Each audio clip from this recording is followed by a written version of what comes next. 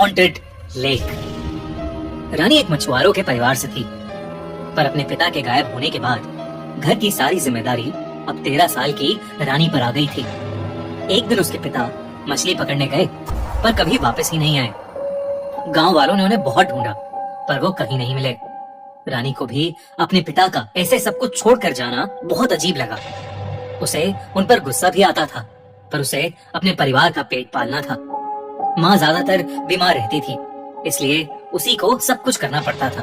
उनका परिवार सालों से मछली पकड़ने का काम करता था। वो अपने बाबा के साथ कई बार नदी किनारे जाया करती थी। उसके बाबा उसे नदियों की, मछलियों की बहुत सारी कहानियां सुनाते। उसके बाबा हमेशा कहते थे, हम जो सोचते हैं, जिसे याद करते हैं, नदी भी कुछ वैसा ही दिखाती है हमें। रानी को ये सब कभी समझ नहीं आता था, बस ये सब कहानियां और किस्से सुनकर मजा आता था। अब जब वो अकेले मछली पकड़ने जाने लगी थी, तो अपने फायदे के लिए गांव के बाकी मछुआरों ने उसे बड़ी नदी में मछली पकड़ने से रोक दिया। रानी को अपना घर चलाने के लिए अब कोई दूसरी नदी ढूंढनी थी। उस गांव के 2 हिस्से थे, एक हिस्सा जहां सारे घर और वो बड़ी सी नदी थी, और दूसरे हिस्से में बस जंगल। अब जंगल इतना घना था कि वहां कोई जाता ही नहीं था, लेकिन गांव में ऐसा कहा जाता था कि जंगल के बीच एक नदी थी। रानी ने वहां जाने का सोच लिया था। एक रोज वो सारा सामान लेकर जंगल के लिए निकल गई। वहां बचपन से रहते हुए भी उसने कभी वो जंगल अंदर से नहीं देखा था। दिन के उजाले में भी उस जंगल में अंधेरा सा भरा था। कहीं चमगादड़ों की चीखें, तो कहीं सांपों की रेंगने की आवाजें। ये सब उस जंगल में रानी को डरा रहे थे, लेकिन फिर भी रानी हिम्मत करके उस जंगल के अंदर चली जा रही थी। तभी उसे कुछ दूर पर एक नदी दिखी। वो उस नदी के पास जाकर उससे पानी पीने लगी, लेकिन नदी से पानी पीते हुए जैसे ही रानी ने पानी में झांका, तो उसे अपनी परछाई की जगह अपने बाबा की परछाई दिखी। रानी तुरंत पीछे होकर चिल्लाई, बाबा! तभी जब उसने फिर से देखा, तो वहाँ कुछ भी नहीं था। रानी को लगा कि शायद ये उसका वहम होगा, तो वो इस पर ज्यादा ध्यान न देते हुए अपने मछली पकड़ने का जाल बिछाने लगी। उसने जैसे ही उस जाल को नदी में फेंकने की कोशिश की, उसका बैलेंस बिगड़ा और वो नदी में ही गिर गई। रानी को तैरना नहीं आता था, तो हड़बड़ाहट में वो खुद को संभालने की कोशिश करने लगी। खुद को संभाल कर वो नदी से निकल ही रही थी कि अचानक उसे ऐसा लगा जैसे नदी के अंदर से किसी ने उसके पैर को पकड़ लिया हो और उसे नदी की तरफ ही खींच रहा हो। रानी पूरी तरह बौखला गई और अपने पैरों को जोर से चलाने लगी। उसका पैर तो छूट गया, लेकिन जब उसने पीछे देखा तो वहाँ कोई भी नहीं था। उसे अब और अजीब लगने लगा था। वो वहाँ किसी इंसान के आसपास होने का एहसास कर पा रही थी। इससे पहले कि उसे कुछ समझ आता, उसे नदी में कुछ उसकी तरफ आता हुआ दिखाई दिया। एक लाल कपड़ा उसी की तरफ बहता हुआ आ रहा था। वो लाल कपड़ा जैसे ही किनारे पर आया, रानी के पैरों तले जमीन ही खिसक गई। वो लाल कपड़ा ठीक उसी गमछे की तरह था जो उसके बाबा अपने गले में पहना करते थे।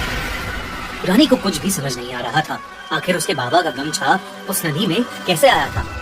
रानी ने खुद को समझाया कि वो लाल कपड़ा किसी का भी हो सकता था, और वो खड़े होकर फिर से जाल बिछाने लगी। रानी मछलियों का चारा लेने के लिए पीछे रख के अपने सामान के पास गई। जब उसने अपने सामान का थैला खोला, तो उसके बीच उसे अपने बाबा की एक फोटो दिखी। चौंकाने वाली बात ये थी कि उस फोटो को वो खुद नहीं लाई थी, और तो और उस फोटो में किसी ने उसके बाबा की आंखों को बुरी तरह खरोचा हुआ था। रानी ने सब काम वहीं छोड़कर वहां से निकलने का सोचा। उसे यकीन हो गया था कि उस जगह में कुछ तो गलत था।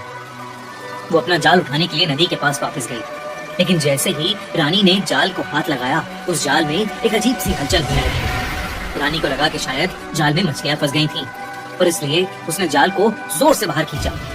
पर उस जाल के साथ नदी से जो बाहर आया, वो रानी ने अपने सपनों में भी नहीं सोचा था। उस जाल के अंदर उसके बाबा की लाश थी। रानी की आंखें फटी की फटी रह गईं।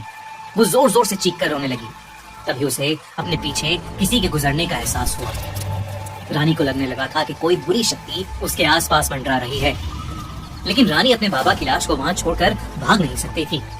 उसने अपने बाबा की लाश को पानी से बाहर घसीटना शुरू कर दिया, पर जब वो लाश पूरी तरह से बाहर आई, तो रानी का दिल थम गया। उस लाश का आधा धड़ कटा हुआ था। ऐसा लग रहा था कि मानो किसी जानवर ने उनके आधे धड़ को खा लिया हो। इससे पहले उस सदमे से उभर पाती, उसकी आंखों के सामने से उसी नदी में से एक बहुत ही भयानक औरत निकली। उसके बालों पर काई जमी थी और उसके दांत बहुत ही बड़े और नुकीले थे। उसका पूरा शरीर गला हुआ था और उसके चेहरे पर खून लगा हुआ था। वो रानी की तरफ देखकर मुस्कुराई और रानी की आंखों के सामने ही उस नदी का रंग नीले से लाल होने लगा। रानी की चीख निकल गई और वो बस बिना पीछे देखे वहां से भागती चली गई। उस दिन के बाद से रानी कभी दोबारा मुड़कर उस जंगल के अंदर नहीं गई। किसी ने भी उसकी बात पर विश्वास नहीं किया, पर उसे यकीन था कि शायद उसी की तरह किसी दिन उसके बाबा भी वहां मछली पकड़ने गए होंगे और वहां उनका सामना उस भयानक समुद्री चुड़ैल से हुआ होगा। रानी को उस सदमे से बाहर आने में बहुत समय लग गया। रानी अब ठेले पर सब्जी बेचकर अपना घर चलाती है और आज तक उसे उस भयानक घटना के सपने आते हैं।